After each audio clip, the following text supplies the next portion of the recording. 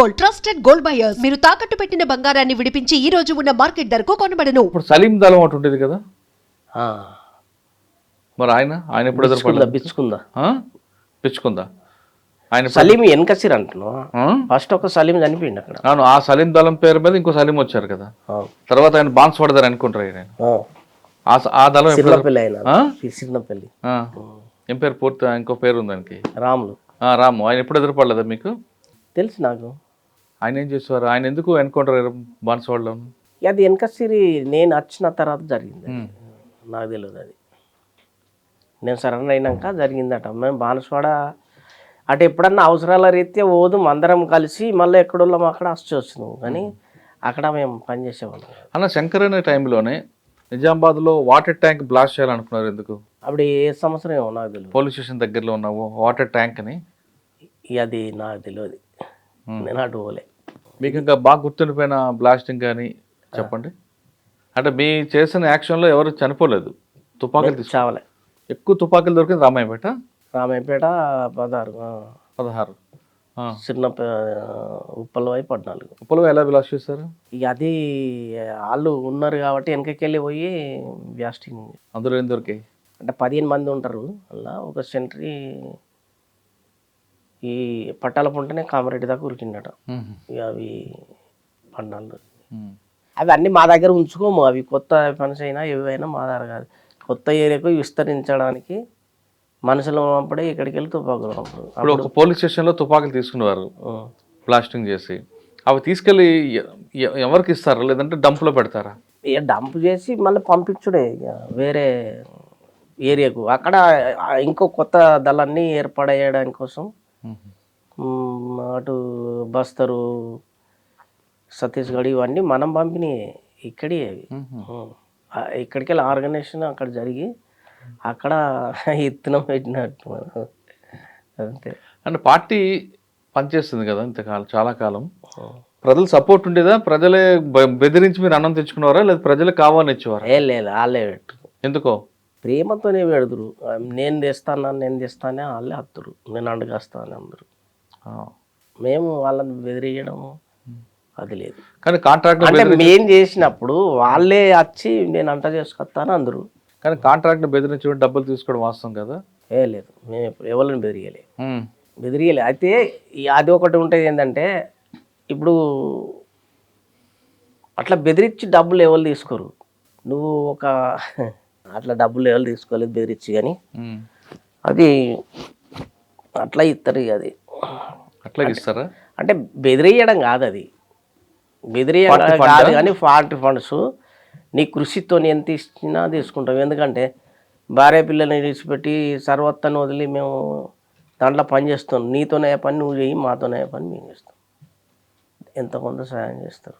పార్టీలో చేస్తారంటే అది మేము డబ్బులు తినడానికి కాదు, మేము తినలే. అవును, తుపాకుల కోసం, తోటల కోసం, ఈ సాహిత్యాని కోసమే తప్ప మేము ఒక రూపాయి మేము వాడుకోలేము. మాకు ప్రజలే అన్నం పెడతారు, ప్రజలే. అదైతే వాస్తవం అండి, దానికి ఎవరు కాదంటారు. మిగతా పార్టీలాగా వెనక వేసుకోవడం ఉండవు. మీరు ప్రజల కోసం పెట్టే ఫండ్ ఉంటుంది. కానీ ఇంతకాలం పార్టీలు పనిచేసినప్పుడు ఈ కార్యక్రమం చేశానని చాలా చెప్పారు మీరు. ఎప్పుడైనా ఇంటికి వెళ్ళిపోదాం అనిపించిందా? ఇంటికి వెళ్ళిపోదామని ఎప్పుడు అనిపించలేదు. ఇక లాస్ట్కే ఇక అది నాకే రావాలి అనిపించింది. ఎందుకు వచ్చారు? ఇంతకాలం పార్టీలు పనిచేసిన తర్వాత ఎందుకు సరెండర్ అవ్వాల్సి వచ్చింది? అంటే ప్రభుత్వ పథకాలకు వచ్చారా? ఈ పథకాల కంటే అప్పుడు సరెండర్ పాలసీ ఉంటుంది కదా. సరెండర్ ఫాల్స్ ఉన్నది, అది ఆ ఫాల్స్ కూడా ఉన్నది. మేము రావాలనిపించి ఆ పిలుపు మేరకే వచ్చినాము. కాకపోతే మాకేమి ఇవ్వలేదు. ఏ పిలుపు మేరకు? ఇప్పుడు ఏమి ఇవ్వలేము. సరెండర్ పాలసీ మీద వచ్చారు, మాకేమి ఇవ్వలేదు. ఎవరి దగ్గర అప్పుడు వచ్చారు? అప్పుడు 90లో రామారావు ఉండే. రామారావు గారు అంటే కరీంనగర్లో లొంగిపోయారా? కరీంనగర్ తర్వాత మీరు రావాల్సింది రాలేదు? ప్రభుత్వం ఇవ్వాల్సింది రాలేదు సార్. ఆ రోజు ఏమి ఇచ్చింది ప్రభుత్వం? ఇప్పుడు అందరికీ ఇచ్చిరు కదా, రివార్డు, ల్యాండ్, ప్లాటు ఇవన్నీ ఇచ్చిరు సార్. మాకు మాత్రం ఏమి ఇవ్వలేదు. వారు అడిగారు కలెక్టర్ గారికి కానీ ఎస్పీ గారికి కానీ? అప్పట్లో అడిగారంటే మేము మాకు అవి తెలియదు. ఆ జియో కాఫీలు కూడా తెలియదు మాకు. మొన్న ఇచ్చిండు జియో కాఫీలు ఉన్నాయి నా దగ్గర ఇప్పుడు. మరి అడిగారా కలెక్టర్ గారికి? అడిగినాం. ఏమంటారు? అడిగితే వాళ్ళు రాస్తారు, మళ్ళీ మండల ఎంఆర్ఓ ఆఫీస్కి పంపిస్తారు. ల్యాండ్ ఉంటే ఇవ్వాలి అని అంటారు. ఇక్కడ ఏం చేస్తారు, ల్యాండ్ లేదంటారు. మాకు ఎన్నిసార్లు పోయినా ల్యాండ్ లేదన్నాడు సార్. పరంపకు ల్యాండే లేదన్నారు, ప్రభుత్వ భూమి లేదన్నారు. ఇప్పుడు భూమి ఉంది, మా దొరలో పోయినట్టునే ఉన్నది అది.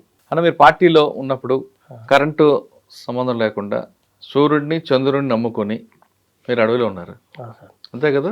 ఆదివాసులు పెట్టిన ఇలా గిరిజలు పెట్టిన అన్నం తింటూ బతికారు. ఒకవైపు పోలీసులు, ఒకవైపు మూగజీవులు, ఎవరు ఎటువైపు నుంచి వస్తారా అని భయంతోనే ఉన్నారు.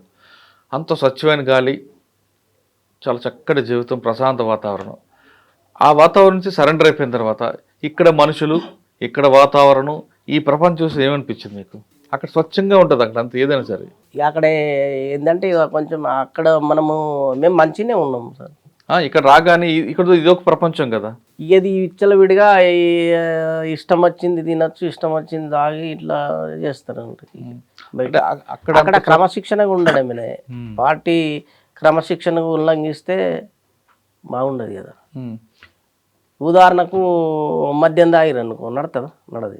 యువతకి వచ్చినాక ఇది ఆగు, నువ్వు ఏమైనా చేసుకో, ఏ బల్దాలు ఉంటుంది. ఒకళ్ళు తప్పు చేస్తే పార్టీ అంతటికి వస్తుంది. కాబట్టి మేము అట్లా అక్కడ క్రమశిక్షణ కాకుండా క్రమశిక్షణతో పాటు ఒక మనిషిని నమ్మే అవకాశాలు ఉన్నాయి. ఇక్కడ ఎవరు నమ్మాలో ఎవరు నమ్మకూడదో తెలియదు కదా. ఇక్కడ తెలియదు. మరి కొంచెం ఇబ్బంది పడ్డారు ఫస్ట్లో? మొదట్లో కాదు, మా దగ్గర చాలా ఇది ఉండే. జనశక్తి, పీపుల్స్ వారు, ప్రజలు, పోలీసులు వీళ్ళందరికీ తట్టుకొని గ్రామంలో ఉంటున్నాం మేము. ఎలాంటి తప్పులు చేయకుండా డబ్బులు సంపాదించుకుంటే ఎన్నో కోట్లు అవుతుండే మాకు. ఇవాళ ఆటో నడిపించుకొని బతకాల్సి వస్తుంది. సాధారణంగా మాజీ నక్సలైట్లు అందరూ కూడా సెటిల్మెంట్ చేస్తావా, మీరేంటి ఆటో నడుపుకుని బతుకుతున్నారు? మేము చేయలేదు అట్లా. సెటిల్మెంట్లు మనం చేయడం కాదు, అది ఎన్ని రోజులు చేస్తాం. ఇవాళ చేస్తాం, మళ్ళీ రేపేం చేస్తావు. అట్లా మాకు ఈ బతకడమే ఇది మంచిది. సెటిల్మెంట్లు ఏముంది అందులో, చేయొచ్చు. ఒక 10 పంచాయతీలు చేస్తే 10 మందితో నీ వ్యతిరేకత ఏర్పడుతుంది తప్ప నీకు మంచితనం జరగదు. ఇద్దరికి న్యాయం చేయాలనుకుంటాం, ఇద్దరికి న్యాయమే చేస్తావు, కానీ ఒకళ్ళకు వ్యతిరేకం అయినట్టు అవుతుంది అన్నట్టు. కరెక్టే. మరి మీకు ప్రభుత్వం నుంచి రావాల్సిన పథకాలు రాలేదు. ఆటో నడుపుకొని జీవం ఇలా కుటుంబాన్ని ఎలా పోషిస్తున్నారు? ఒక ఆటో సరిపోదు కదా దాని మీద? నేను నడుపుతుంది సార్. కావాలంటే మీరు అది కూడా సెకండ్ హ్యాండ్ ఆటో తీసుకుని నడిపించుకుంటున్నాం. అంటే బయటకు వచ్చిన తర్వాత దగ్గర నుండి ఆటో నడుపుతున్నారా? అక్కడ ల్యాండ్ చేసిన సార్, ఇది ఒక తట పరంపోగు ఉంటే దున్నుకొని చేసిన, వ్యవసాయం చేసిన. అయితే దాని పక్క పొంటి మా దొరది ఉంది భూమి. అయితే ఇది నాది అని చెప్పి అమ్ముకున్నాడు ఆయన. ఇప్పుడు నాకు పట్టా ఉన్నది, అది రైతు బంధు వస్తుంది, మోదీ పైసలు వస్తున్నాయి, అన్నీ వస్తుంది. మీకు ల్యాండ్ లేదు. కొంతకాలం చెన్నై కూడా వెళ్ళారు కదా మీరు? చెన్నైలో పనిచేసిన. ఎందుకు? మెట్రో రైల్ ప్రాజెక్ట్లో అపోన్స్ కంపెనీలో పనిచేసినాను. ఇదే పని చేయడానికి పోయినా సార్. సాధారణంగా మాజీ నక్సలైట్లు కొంతమంది ఇద్దరు రకాలు వాడుకుంటారు. కొంతమంది పోలీసులు మీకు వాడుకుంటారు సమాచారం కోసం. రెండోది నయ్యం లాంటి వ్యక్తులు వాడుకుంటారు. వీళ్ళిద్దరూ మీకు ఎప్పుడైనా దగ్గరికి అయ్యారా? లేదు, నేను ఎప్పుడు కానీ పోలీసు వాళ్ళకి దగ్గర లేను. నయ్యము నేను అడిగిన, అక్కడ అడిగితే ఏమన్నారంటే నువ్వు పోలీసు వాళ్ళకి దగ్గర ఉండవట కదా నాయ అన్నారు. ఎవరు? ఈ ప్లాట్ గురించి దాని గురించి కొందరికి హోమ్ గార్డ్ ఇచ్చిర్రు, ప్లాట్ ఇచ్చిర్రు, ల్యాండ్ ఇచ్చి అవన్నీ ఉంటాయి కదా. ఇస్తా అడిగితే నువ్వు మా పోలీసు వాళ్ళకి దగ్గర ఉండవట కదా నాయ అని అంటారు. దగ్గరుంటే భూమి ఇది అంటే దగ్గర ఉన్న వాళ్ళకే ఇచ్చిర్రు అన్నట్టు లెక్క. కానీ నయ్యం లాంటి వాళ్ళ వ్యక్తులు ఎప్పుడు ఎదురుపడ్డారు మీకు? జైల్లో ఉన్నప్పుడు చూసిన సార్. ఎక్కడ జైల్లో కూడా ఉన్నారు మీరు? నేను లేను, ఇక మా వాళ్ళు ఉండ్రి అందులో జైల్లో. ఏ జైలు? ముసిరాబాద్లో. అప్పుడు చూసిన నేను. ఏమంటాడు? పటేల్ సుధాకర్ రెడ్డి ఆయన వాళ్ళు ఉండ్రి, వీళ్ళందరూ మా వాళ్ళు. అంటే పటేల్ సుధాకర్ రెడ్డి అన్న జైల్లో ఉన్నప్పుడు మీరు వచ్చారా ములాఖత్కా? ఎందుకు? అంటే ఆయన కోసం కాదు, మా వాళ్ళు ఉంటారు, మా బామ్మర్ది గిట్ట ఉన్నారు. సుధాకర్ రెడ్డి అంతా మీ అనుబంధం ఏంటి? నాకు ఆయన తెలియదు. అప్పటికి ములాఖత్ వచ్చిందంటే ఆయన కూడా వచ్చి చేసి. అప్పుడు లోపల ఉన్నారా బయట ఉన్నాడు. పార్టీ గురించి అడగలేదు ఆయన? ఇక మనోడు వచ్చిండు అని చెప్పిరన్నట్టు అంతే. అందుకని ఆయన కూడా వచ్చిన చూద్దామని. అట్లా నయ్యం మాట్లాడారు మీతో? నయమేం మాట్లాడలేదు, ఎట్లా కూర్చున్నారు, అందరు కూర్చున్నారు. ఎట్లా ఆయన ఇక మా ఊరోళ్ళు ఉన్నారు సార్. అప్పుడు కొంతమంది మిలిటెంట్స్ వాళ్ళు ఇల్లు కేసులు పడ్డాయి. ములాఖాత్ వచ్చింది. ఇప్పుడు కొంత ఏమీ పని చేయనటువంటి వాళ్ళకి కూడా ప్లాట్స్ ఇచ్చారు, చేసిన వాళ్ళకి లేవు. నేను అందుకనే మనం చేసి కూడా బాయిల కప్పలాగా ఎందుకు ఉండాలి అనే దాంతో ఇంటర్వ్యూ ఇద్దామని వచ్చిన నేను. అన్న చెప్పండి, ఇప్పుడు ఆ గ్రామాలకు ఉన్న పరిస్థితి ప్రకారం వెళ్ళారు, అక్కడ నచ్చకొచ్చారా, ఏదో రకంగా బయటకు వచ్చారు, ఇప్పుడు మీకు ఆటో నడుపుకొని బతుకుతున్నారు, మీకు ఏం కావాలి? మాకు ప్రభుత్వం నుండి ఆర్థిక సాయం చేస్తే బాగుంటుంది సార్. ల్యాండ్ కానీ ప్లాట్ కానీ ఇవన్నీ జీవో కాపీలు ఉన్నాయి, లీటర్లు కూడా ఇచ్చిర్రు. ఆ లీటర్ల వరకే మిగిలిపోయింది సార్.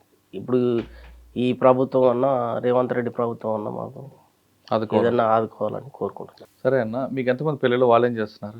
2 పిల్లలు, 2 కూతుళ్ళే. ఒకళ్ళు పీజీ చేసిర్రు, ఒకళ్ళు డిగ్రీ చేస్తారు. ఇప్పుడు ఇంటర్ అయిపోయింది. మరి మీకు మీ సాఫ్ట్వేర్ పార్టీ నుంచా బయటకు వచ్చాక ఏంటి పెళ్ళి? బయటకు వచ్చినాకనే. పార్టీలో ఎవరు పరిచయం లేదా? లేదు లేదు సార్. అప్పుడు చేసుకోమన్నారు కానీ నేను చేసుకోలేదు. అంటే ప్రభుత్వం ఆదుకోవాలి మీకు ఏదో రకంగా, ఆర్థికంగా కానీ భూమి కానీ. గ్రామాల్లో పరిస్థితి ప్రభావంతో అప్పట్లో వెళ్ళాను, కొన్ని కార్యక్రమం పార్టీ ఆదేశాల మేరకు చేశాము, అదేవిధంగా పార్టీకి వెళ్ళిన తర్వాత ప్రజల కోసం కూడా మంచి కార్యక్రమాలు చేశానంటున్నారు లక్ష్మయ్య. ఆయన చెప్తున్నట్లుగా కొన్ని పరిస్థితుల ప్రభావంతో బయటకు వచ్చాను, కానీ ఇక్కడ ఆర్థిక పరిస్థితి బాగాలేదు, ఇప్పటికైనా కొన్ని ప్రభుత్వాలు, ముఖ్యంగా రేవంత్ రెడ్డి గారి ప్రభుత్వం మనం ఆదుకోవాలి, భూమి కానీ లేదా కనీసం ఆర్థికంగా ఆదుకుంటే పిల్లలతో నేను బతకడానికి ముందుకు వెళ్తానంటూ మలయాళ లక్ష్మయ్య కోరుతున్నారు. ఇది ఈ వారం మలయాళ లక్ష్మయ్య అలియాస్ దేవాన్ని ఎక్స్క్లూజివ్ ఇంటర్వ్యూ. వచ్చే వారం మరో గెస్ట్తో మళ్ళీ కలుద్దాం. అంతవరకు నమస్తే. థ్యాంక్ యూ అన్న, థ్యాంక్ యూ వెరీ మచ్. ఈ కార్యక్రమం ముఖ్య ఉద్దేశం అప్పట్లో సంఘటనలు, అప్పట్లో జరిగిన అన్నీ కూడా నెక్స్ట్ భావితరానికి తెలియడానికి చేస్తున్న కార్యక్రమం తప్ప ఎవరిని ప్రోత్సహించి పార్టీలో వెళ్ళమని కానీ, లేదు పార్టీని కించపరిచే విధంగా, పార్టీ యొక్క రహస్యాలు చెప్పే విధంగా పార్టీని నష్టపరచాలని కానీ ఈ ఎవ్వరికి ఉద్దేశం కాదు.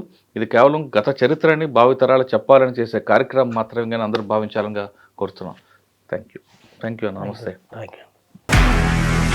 నిజంగా ప్రస్తుతం ఉన్నటువంటి సమాజం దేనికి ప్రయారిటీ ఇస్తుంది? ఆర్థిక సంబంధాల చుట్టూ మాత్రమే తిరుగుతోంది. మళ్ళీ ఎన్నికలంగానే చాలా విరక్తి కలుగుతున్నాం. మంచి అనిపిస్తుంది కదా, లేడీస్ కూడా ఛాలెంజింగ్ జాబ్స్ చేసినప్పుడు చాలా బాగుంటది. ఫుడ్ డెలివరీ ఇవ్వటానికి వెళ్ళినటువంటి డెలివరీ బాయ్ అనిల్ పై కళ్ళ ముందు